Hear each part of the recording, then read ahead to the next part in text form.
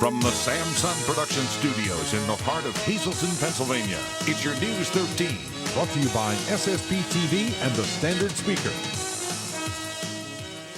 It's a problem facing most prisons. Too many inmates, too little room. How Schuylkill County is trying to deal with the dilemma. Our top story on News 13 for this Tuesday. Good evening, everybody. Thank you so much for joining us. I'm Kathy Bazinski. More people are in prison in the United States than in any other country. About 2 million people behind bars, usually in overcrowded prisons. Schuylkill County has been trying to reduce its prison population for years, but as Matthew Petrillo tells us, it's running into problems beyond overcrowding. The Schuylkill County Prison has been dealing with its overcrowdedness for years, and there's little evidence to suggest that number could be slowing down. Most county prisons are overcrowded. This man is trying to change that. Judge William Baldwin is the Schuylkill County Prison's board chairman and has been trying to tackle the issue for more than 3 years. He says police are making more busts, even with fewer people. I think a lot of police forces have cut back in the number of officers because of the economy and the pressure on the local governments that don't have the budget that they used to have. But even as government spending continues to shrink and police forces are cut, incarcerations have been on the rise. That's no different here at the Schuylkill County Prison, which has been busting at its seams for years. The suggested capacity at the Schuylkill County Prison stands at 240 inmates, but the prison has reached that number in 2011. It grew to 287 inmates in February 2012, and this month it soared to 325. That means some are forced to sleep on floors and face other uncomfortable living situations. There are people that are triple celled, and the number varies from day to day, but we've been averaging somewhere around the mid-60s. And in the cells we have bunk beds, and then when there's a third person in a cell, we can put a cot in the cell, but a lot of times the inmates prefer to just have a mattress on the floor because the cot takes up more room. The Department of Corrections has been hammering Baldwin to address the triple celling, but budget constraints have his hands tied. He can't send inmates to prison outside the county because many are also dealing with overcrowding. Hiring an independent contractor would cost just under $1 million for 100 inmates, which is too expensive. Baldwin does plan on building a new facility to house more inmates, but he says the Department of Corrections is looking for a more immediate alternative. The interim solution, one of the commissioners has spoken to the Secretary of the Department, and they're requesting time because the commissioners are they're in charge of the purse strings, so they have to decide what can be afforded. And they're going to be requesting some additional time from the Department of Corrections so they can consider the options. No action has yet been decided on. Matthew Petrillo, News 13, Pottsville. Well, it all started with a funny smell, and when police in Schuylkill County showed up to investigate, they found a meth lab. Neighbors of a home on Catherine Street had reported an unusual smell around the home in the past, and when police and firefighters went to check it out yesterday, they took some sophisticated equipment able to detect gases created by a meth lab. Once inside, they found materials used in manufacturing methamphetamine. Also in the home were 50-year-old Dwayne Maurer and 2 women. Police say charges are pending against Maurer and perhaps the women as well. The Schuylkill County Drug Task Force says that all the materials required to make meth were set up in the home, but the manufacturing wasn't in progress. The area was blocked off for several hours as special teams came in to process the scene and remove any hazardous chemicals. PPL now confirms that it was an act of vandalism which led to the problem that cut off power to over 10,000 residents on Sunday. The utility says that somebody threw tree limbs onto electric lines leading to its substation in Harwood, and that caused the outage. PPL says they discovered some tree limbs a few weeks ago, but they didn't cause any problems and they were removed. This time there were more limbs thrown on the lines and they did damage them, leaving thousands without power for several hours on Sunday afternoon and evening. Police are now investigating that incident. PPL says that throwing any object onto power lines is very dangerous, warning that somebody could be injured or killed while doing it. Well, things getting back to normal today after a holdup at a store in Hazleton last night.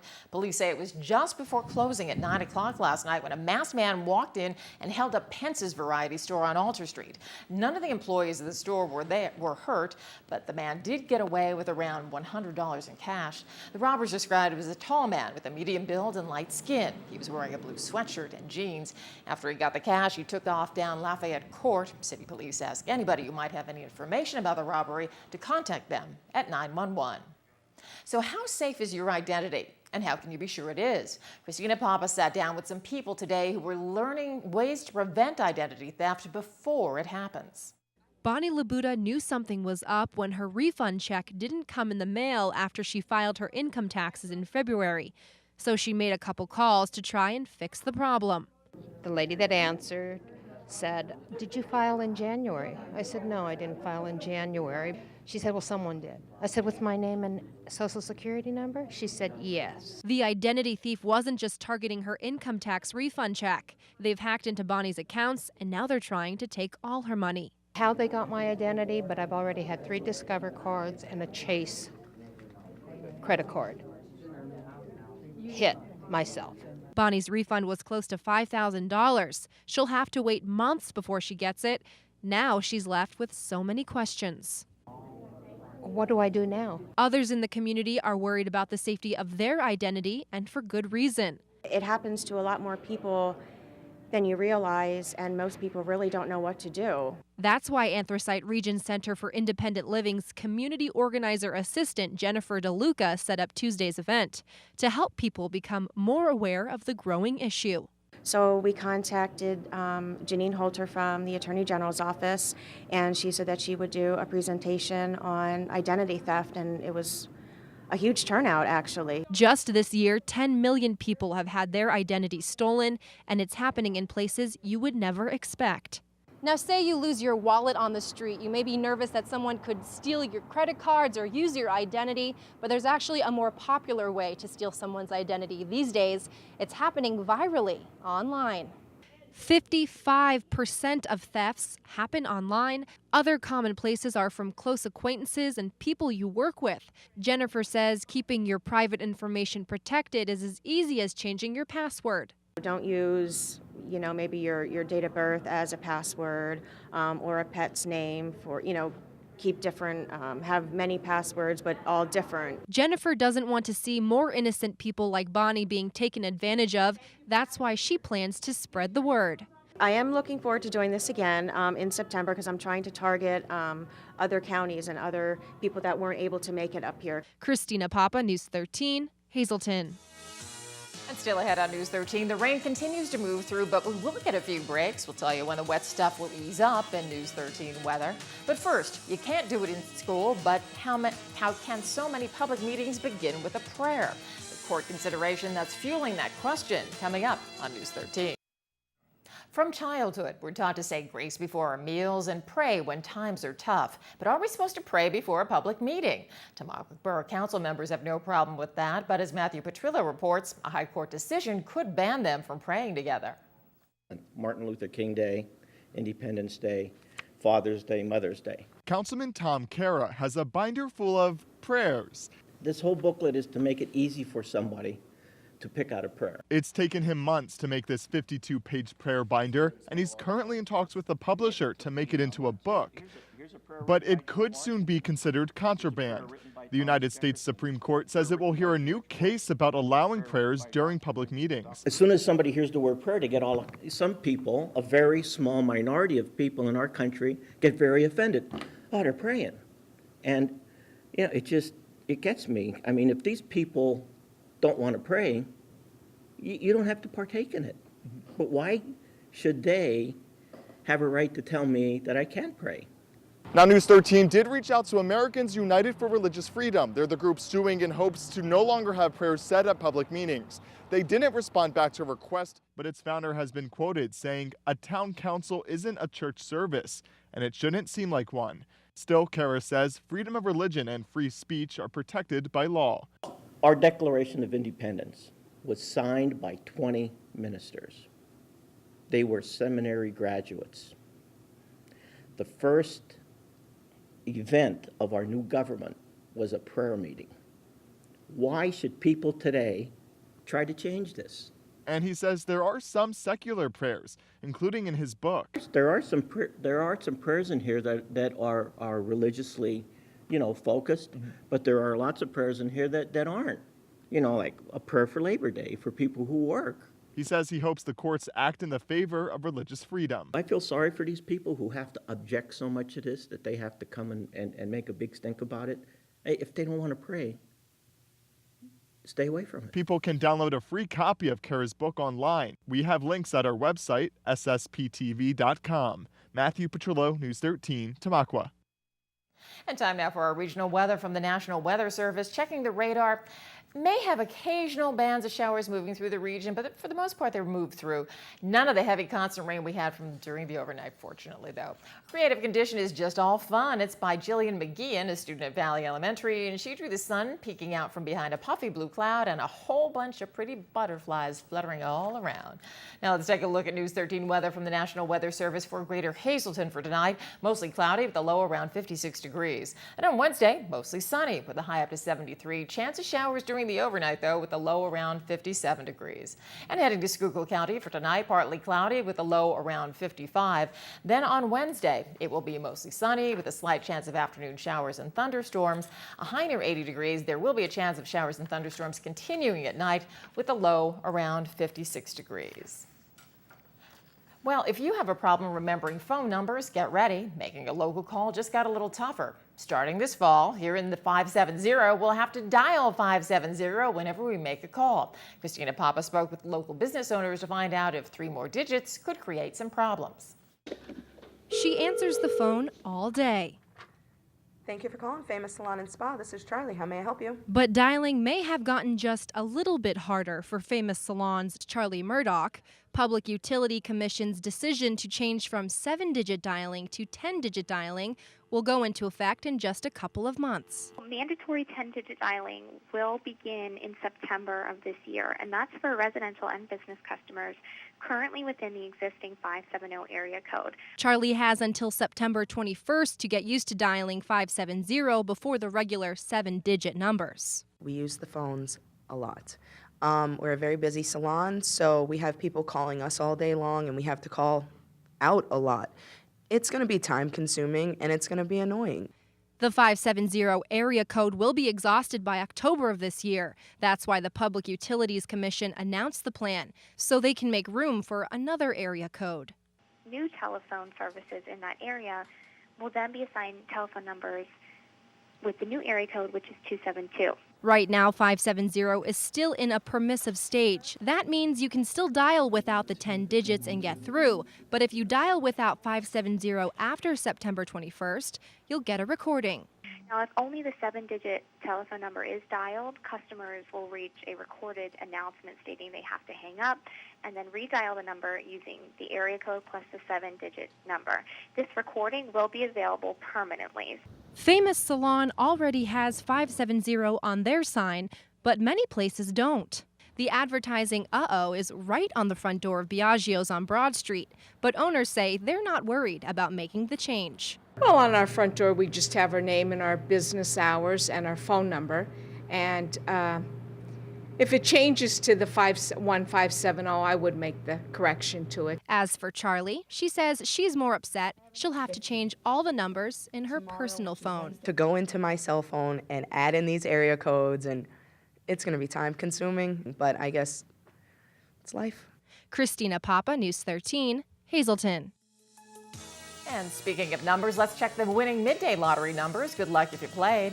The daily number, 759. The big 4, 9765. Quinto, 85699. And the treasure hunt, 2, 10, 18, 23, 26. Hope you won.